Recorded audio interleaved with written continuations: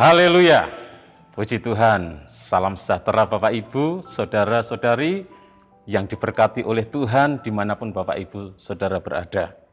Kembali hari ini kita akan bersama-sama belajar kebenaran firman Tuhan yang saya ambil dari kitab Kisah Para Rasul pasal yang ke-6. Saya akan membacakan ayat yang pertama dan kedua. Kisah Para Rasul pasal yang ke-6 ayat 1 dan 2, demikian bunyi firman Tuhan. Pada masa itu, ketika jumlah murid makin bertambah, timbullah sungut-sungut di antara orang-orang Yahudi yang berbahasa Yunani terhadap orang-orang Ibrani. Karena pembagian kepada janda-janda mereka diabaikan dalam pelayanan sehari-hari.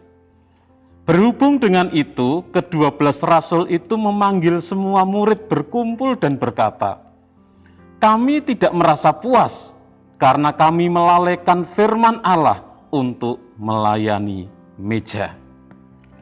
Renungan firman Tuhan hari ini saya beri tema menyelesaikan masalah. Bapak Ibu Saudara yang dikasihi oleh Tuhan, selama kita hidup di dunia ini, masalah itu akan selalu ada dalam hidup kita. Tidak ada seorang pun yang tidak punya masalah. Baik anak-anak, orang-orang tua, orang-orang kaya, orang-orang sederhana, semua orang menghadapi yang namanya masalah. Semua orang punya masalah. Gereja mula-mula, kalau kita membaca di dalam kitab Kisah Para Rasul, di mana kuasa Tuhan itu bekerja dengan luar biasa. Ada banyak tanda-tanda, ada banyak mujizat-mujizat yang terjadi di tengah-tengah mereka. Namun mereka, gereja mula-mula juga tidak luput dari yang namanya masalah. Mereka juga menghadapi masalah, menghadapi persoalan di tengah-tengah pengiringan mereka kepada Tuhan. Ada masalah eksternal, masalah yang dari luar yang dihadapi oleh gereja Tuhan pada waktu itu. Ada juga masalah internal. Masalah eksternal, kalau kita membaca, ada tekanan dari pihak Mahkamah Agama Yahudi. Mereka dikejar-kejar. Bahkan kalau kita membaca dalam kitab Kisah Para Rasul, mereka dianiaya. Ada dari mereka yang dibunuh dan lain sebagainya, dipenjara. Tetapi masalah dari luar itu tidak membuat mereka mundur dari melayani Tuhan. Tidak membuat mereka mundur dari percaya kepada Tuhan. Justru kita membaca jemaat Tuhan, orang-orang percaya semakin hari semakin bertambah-tambah. Di dalam Kisah Para Rasul pasal 6 ini ayat pertama juga dikatakan, pada masa itu ketika jumlah murid makin bertambah. Jadi semakin bertambah jumlah orang percaya. Itu masalah dari luar. Dan kita membaca di dalam Kisah Para Rasul pasal yang ke-6 ini, juga ada masalah yang timbul dari dalam. Yaitu kalau kita membaca, ada sungut-sungut di antara orang-orang Yahudi yang berbahasa Yunani. Disebabkan oleh karena masalah sosial, disebabkan karena pembagian bantuan kepada janda-janda terabaikan, sehingga mereka bersungut-sungut. Ada masalah di dalam gereja karena masalah sosial, karena masalah pembagian untuk janda-janda ada yang terabaikan. Sehingga rasul-rasul menyadari telah muncul situasi yang salah.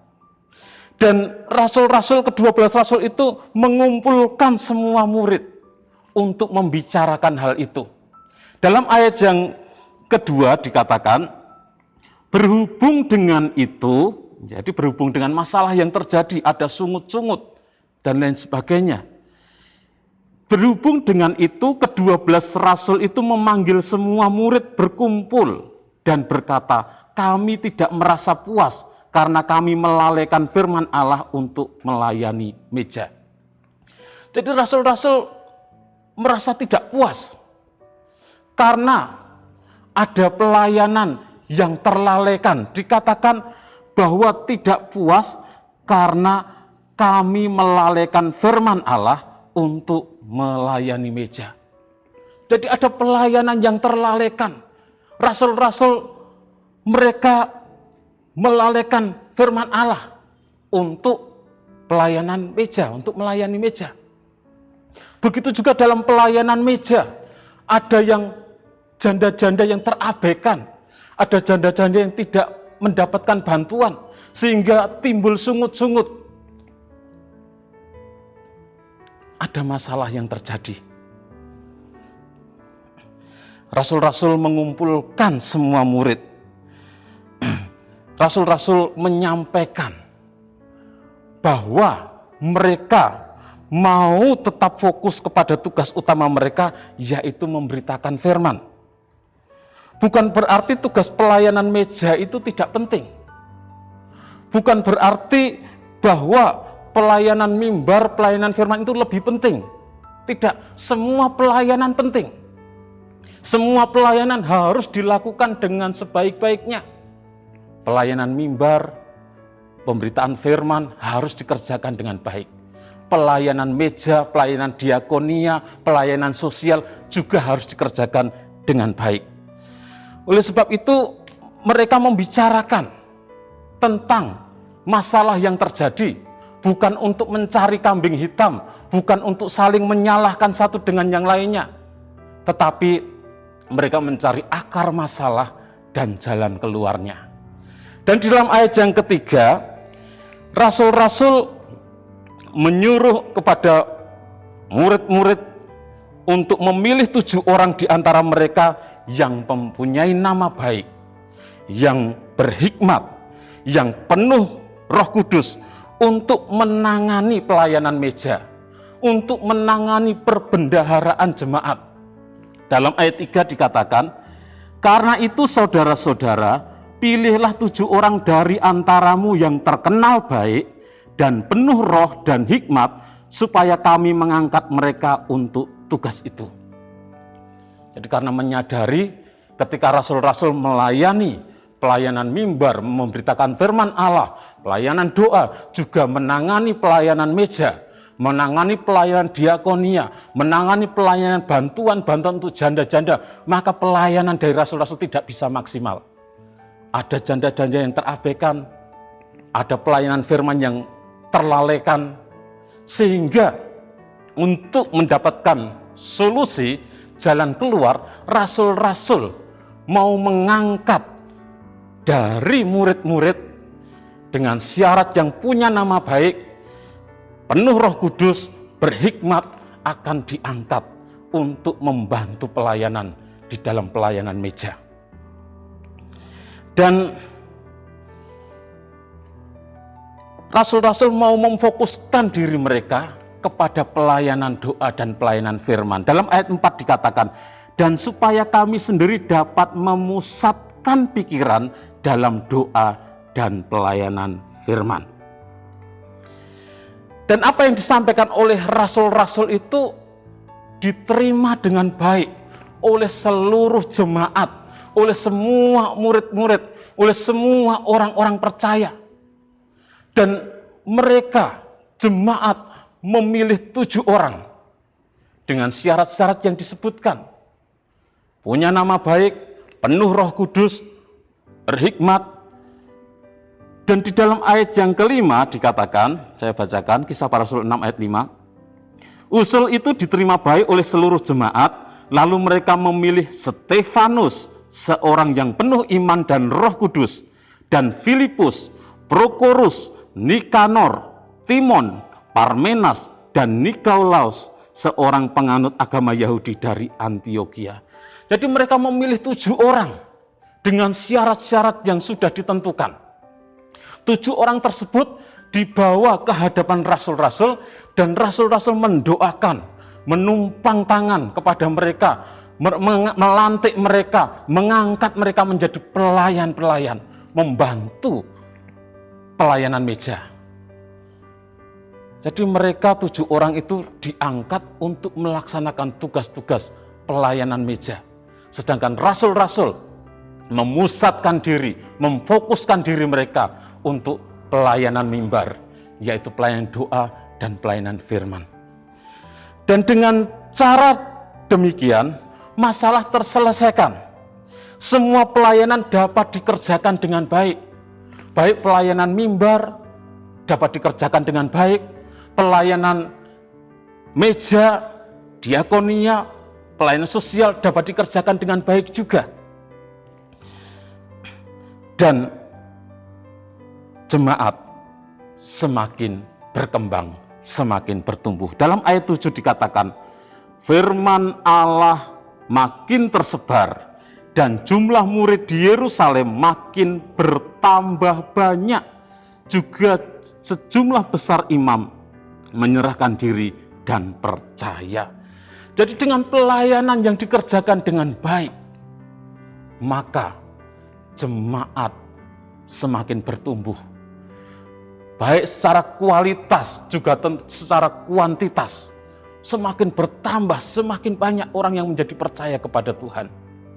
Karena mereka mampu menyelesaikan masalah yang ada di dalam gereja jemaat mula-mula tersebut. Bapak, Ibu, Saudara yang dikasihi oleh Tuhan, kita disadarkan bahwa selama kita masih ada di dunia ini, kita menghadapi yang namanya masalah. Gereja sebagai tubuh Kristus akan menghadapi berbagai masalah. Masalah perbedaan pendapat, masalah perbedaan cara melayani, dan lain sebagainya. Ada masalah dari luar dan ada masalah dari dalam. Namun hal yang paling penting adalah bagaimana kita bisa mengelola masalah, kita bisa mengelola masalah dengan baik dan benar, sehingga pelayanan dapat terus berjalan dengan baik. Baik pelayanan mimbar maupun pelayanan meja harus dapat terus berjalan dengan baik. Bagaimana kita mengelola, menangani masalah dengan baik dan benar. Tentunya kita tidak boleh mencari kambing hitam, saling menyalahkan satu dengan yang lainnya. Tetapi kita harus mencari akar masalah dan menemukan jalan keluarnya. Bapak, Ibu, Saudara yang dikasihi oleh Tuhan, supaya pelayanan dapat berjalan dengan baik, mari Bapak, Ibu, Saudara terlibat dalam pelayanan. Kita bersama-sama melayani Tuhan. Kami hamba-hamba Tuhan fokus melayani pelayanan mimbar, ya pelayanan doa, pelayanan firman, sekalipun kami juga membantu pelayanan meja. Tetapi Bapak, Ibu, Saudara jemaat juga membantu kita bersama-sama melayani Tuhan, sehingga pelayanan dapat dikerjakan dengan baik, pelayanan dapat berjalan dengan baik. Baik pelayanan mimbar maupun pelayanan meja, semua dapat dikerjakan dengan baik. Dan ketika pelayanan dapat dikerjakan dengan baik, ada kerjasama di antara kita. Kita bersama-sama melayani, kita bersama-sama melayani Tuhan. Maka gereja akan semakin bertumbuh dan berkembang ketika ada kebersamaan, ada persatuan antara kita. Bersama-sama melayani Tuhan, bersama-sama memajukan pekerjaan Tuhan. Tuhan Yesus memberkati. Mari kita berdoa. Terima kasih Tuhan buat anugerah-Mu dalam hidup kami. Kami boleh ada sebagaimana kami ada. Hidup kami adalah milik-Mu. Engkau yang sudah menebus kami. Engkau yang sudah menyelamatkan kami. Ini hidup kami Tuhan. Pakai kami untuk menjadi pelayan-pelayan-Mu. Pakai hidup kami untuk melayani Engkau. Di dalam bidang apapun juga Tuhan. Kami mau melayani Engkau. Kami mau mengerjakan pelayanan untuk hormat dan kemuliaan nama-Mu. Terima kasih Tuhan. Terima kasih. Kami percaya di saat kami bersama-sama melayani Engkau, maka pekerjaan-Mu akan bertumbuh dan berkembang. Segala puji syukur hanya bagi Engkau Tuhan. Ya Tuhan, terima kasih Engkau meneguhkan kami, keluarga GPD LSAD Magelang, sampai pada kesudahan, sehingga kami tidak bercacat pada hari Tuhan Yesus Kristus. Dalam nama Tuhan Yesus Kristus kami berdoa bersyukur. Haleluya. Amin.